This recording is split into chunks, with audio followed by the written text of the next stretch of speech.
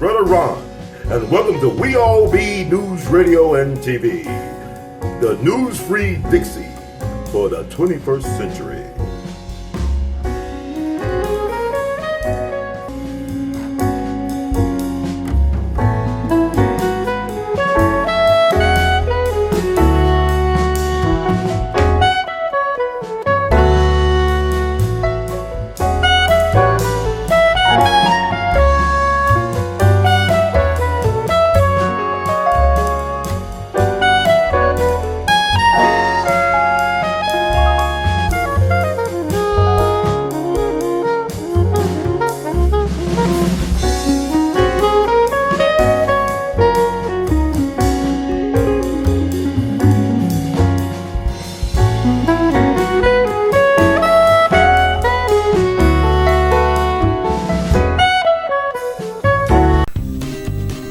Niggers in the White House, 6 months hence.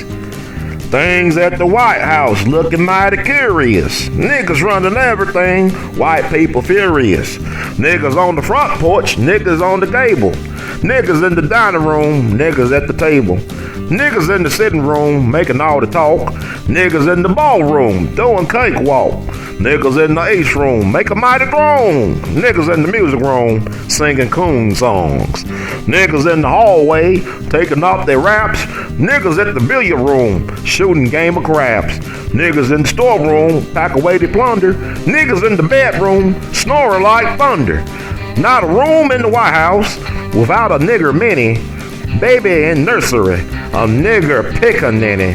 Niggas on the stairway with very much satiety. Niggas in the blue room, a symbol for society. Niggas in the front yard, niggas in the back. Niggas in the omnibus, and niggas come in hack. On they go to Washington with a mighty rush. 40,000 niggers getting in the push. There is trouble in the White House, more than you can tell. Yelling like wild man, niggers raising hell. I see a way to settle it, just as clear as water. Let Mr. Booker Washington marry Teddy's daughter. Or if this does not overflow Teddy's cup of joy, then let Miss Donna Washington marry Teddy's boy. But everything's settled. Roosevelt is dead. Niggas in the White House cut off Teddy's head. Unchained Poet and Democratic leader, Missouri.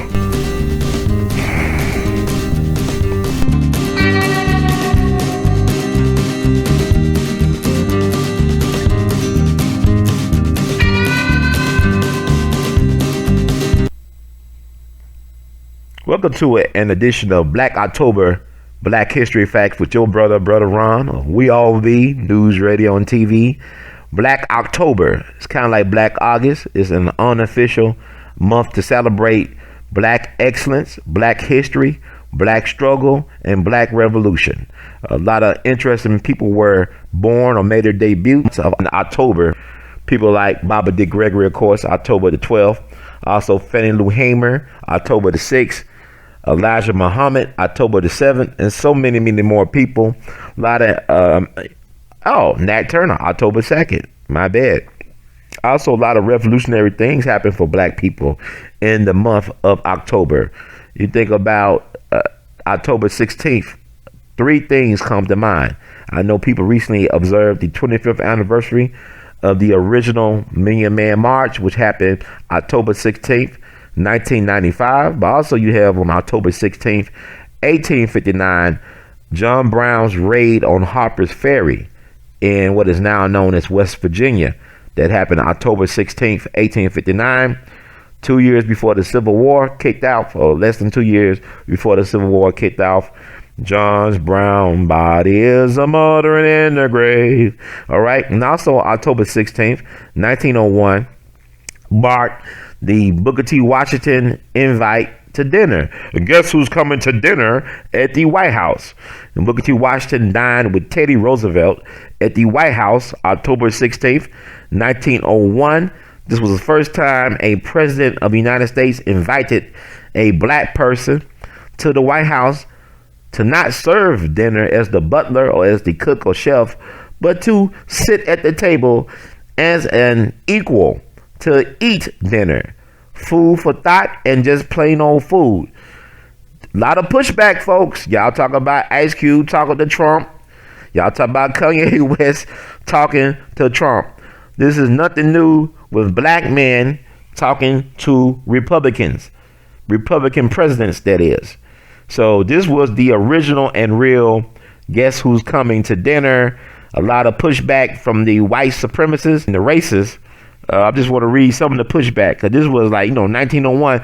They were lynching black folks from trees and all types of ways. And in 2020, they still lynching black folks, but they call it suicide now. But anyway, a lot of people were upset, especially Southern politicians. And one, of course, was Senator Benjamin Tillman. Now, think about it. He's from South Carolina, was a very powerful white supremacist politician in his day. He said something to the effect, we should have to kill 1,000 niggers to get them back in their places. That's what he said. Now, think about South Carolina now. They might have the possibility of having 2 black senators represent South Carolina in Congress or in the Senate. But think about this guy. This is like less than 119 years ago. Now, this is crazy. And then, just like today, you had people that support Ice Cube's move to talk to the Trump administration about his contract with Black America. You had black folks that were hypercritical of him as well. And the same thing with Booker T. Washington. He had pros and cons from the black leadership community about his visit to the White House, about his dinner at the White House. People like the great Bishop Henry McNeil Turner said to him, you are about to be the great representative and hero of the Negro race. Notwithstanding, you have been very conservative. Interesting. Then you had other black leaders who were less than enthusiastic, like William Monroe Trotter, who's forgotten about today. He had a newspaper called The Guardian out in Boston, and he was the first black Phi Beta Kappa of Harvard University. He actually married the love interest of Dr. W.E.B. Du Bois, who was the first black to receive a PhD from Harvard University. And also William Monroe Trotter confronted Woodrow Wilson in the White House in that infamous visit that got him banned from the White House, right? He confronted, y'all talking about Kanye West said about George W. Bush on national TV, George Bush doesn't care about black people after Hurricane Katrina FEMA aftermath. He said that. Mike Myers looking scared, but Kanye said that. That was like 15 years ago. But think about, even before Kanye, you had a dude staring down the president of the United States, Woodrow Wilson, who black leadership voted for Woodrow Wilson, which is crazy because they thought he was the second coming of Lincoln. He was, and Donald Trump talking about how he's Abraham. He did more for black folks, with the exception of Abraham Lincoln. No president has done more for black people, with the exception of Lincoln. That's what Donald Trump prided himself on. But you had black folks back in the day that thought this guy was the second coming of Lincoln, or Woodrow Wilson. And what Woodrow Wilson did was he resegregated D.C., in particular the federal government and the town, but he resegregated D.C., the federal government and the city. You had a black woman named Mary Church Terrell, who was the daughter of Robert Church Sr., who was considered the first black millionaire of the South and the savior of Memphis. She's one of the first black women to get a college degree in this country, speak several different languages fluently, and was married to a black judge from D.C. named Robert Terrell, who went to Harvard Law School. She dedicated her life to desegregating D.C., and she was actually a guest of honor of the Eisenhower White House during the 50s, I believe for her 90th birthday. If I'm not mistaken, y'all can look that up. But, black leadership told the black community to vote for Woodrow Wilson, who was classmates with Thomas Dixon, who wrote the book The Klansman, which led to the creation of the movie The Birth of a Nation, which led to the resurgence and the resurrection of the Ku Klux Klan at Stone Mountain, Georgia in 1915. This is where the brother Infant guy marched, right? Around the 4th of July, he marched on Stone Mountain, which was the birthplace of the second version of the Ku Klux Klan. So I'm giving you all this contextual history along with this, about the, Nagas in the White House. You remember Kanye and Jay-Z did that song, Niggas in Paris? Well, this came out before that. It's Niggas in the White House, right? Man, history repeats all the time, but it's a remix. But, same things, right? So y'all didn't look that up. That happened October 16, 1901. But William Monroe Trotter said this, Bishop Henry McNeil Turner was very supportive of Booker T. Washington's move to have dinner with President Roosevelt. But William Monroe Trotter, a radical opponent of Washington, said that the dinner showed him up as a hypocrite who supports social segregation between blacks and whites while he himself dines at the White House. Now, what's interesting about Booker T. Washington, he was very vocal about America's occupation of Haiti back in the 19-teens. He actually wrote an op-ed, I believe, in the New York Age, which was published by the very brilliant Thomas Fortune. Thomas Fortune is forgotten to history, but he was like one of our great black media pioneers. And he published an op-ed which was not supportive of America's occupation of Haiti. And then, several weeks later, Booker T. Washington is dead at Tuskegee University on November 14th, 1915. Now, what's interesting about Booker T. Washington is that he was almost lynched in Central Park several years before. He was accused of being a peeping Tom, and he was chased into Central Park by a white mob. And they were about to lynch him, but he was saved by the NYPD. I think he refused to press charges. And so there's a New York Times article that talks about his near lynching in Central Park in New York City. This is not in Alabama, Mississippi, but this is in the middle of New York City, right? Central Park. So you can look at all this stuff. Take a look. It's all online. You can look up all that stuff, right? So with that said, you had also a Mississippi Senator, James K. Vardaman. I believe he's a senator from Mississippi, a Democrat at that. He was a Democrat from Mississippi. He said something to the effect, what did Mr. Vardaman say? It probably looked like Joe Biden, a little bit. He a little bit like he might be related to Joe Biden. Y'all get all mad and scared and stuff in y'all feelings. And what did he say? What did Vardaman say? He complained that the White House was now so saturated with the odor of nigger that the rats had taken refuge in the stable. And then my hometown paper, the Memphis Scimitar, declared it the most damnable outrage which has ever been perpetrated by any citizen of the United States. It's all over a chicken dinner. I don't know what they was eating. That'd be interesting. I don't know. What did they eat? Did they eat chicken and watermelon or something?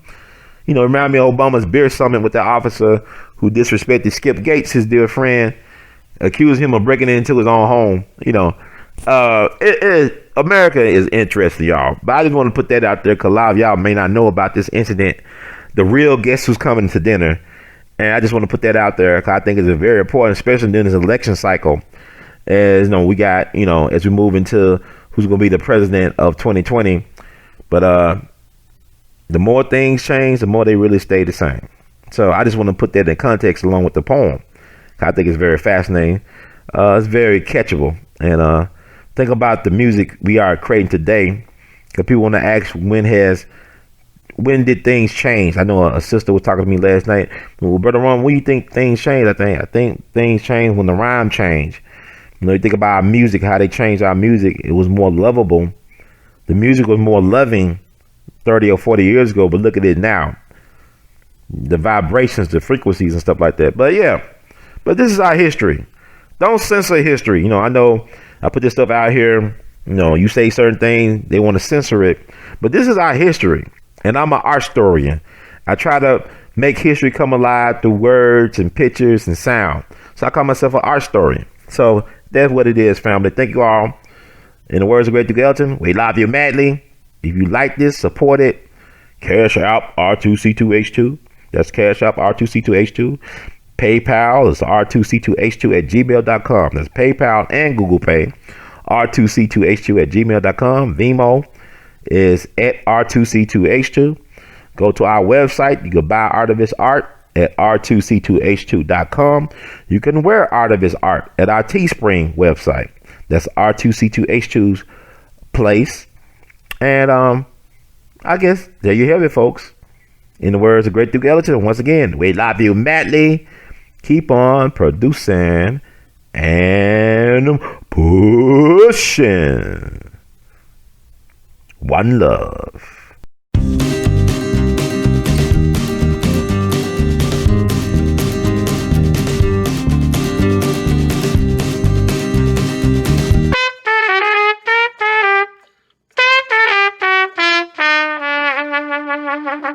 Hey, everybody, this is Brother Ron. I am asking you all to do me a big favor. Think about supporting the We All Be movement. Your donation is tax deductible. The We All Be Group Incorporated is a recognized 501c3. And I'm just asking you all because I want to keep on bringing y'all quality work through the way that I know how to do best. And I'm going to sing my praises and toot my horn. A lot of y'all were not hip to Dick Gregory until Brother Ron brought him on the We All Be platform, until that jingle review we did. Y'all seen another side of Judge Joe Brown, and Judge Joe Brown's message has been amplified. But it was We All Be that brought Judge Joe Brown to y'all back in 2014. And so many others. And we covered so many things. So help us out so we can help you all. Peace.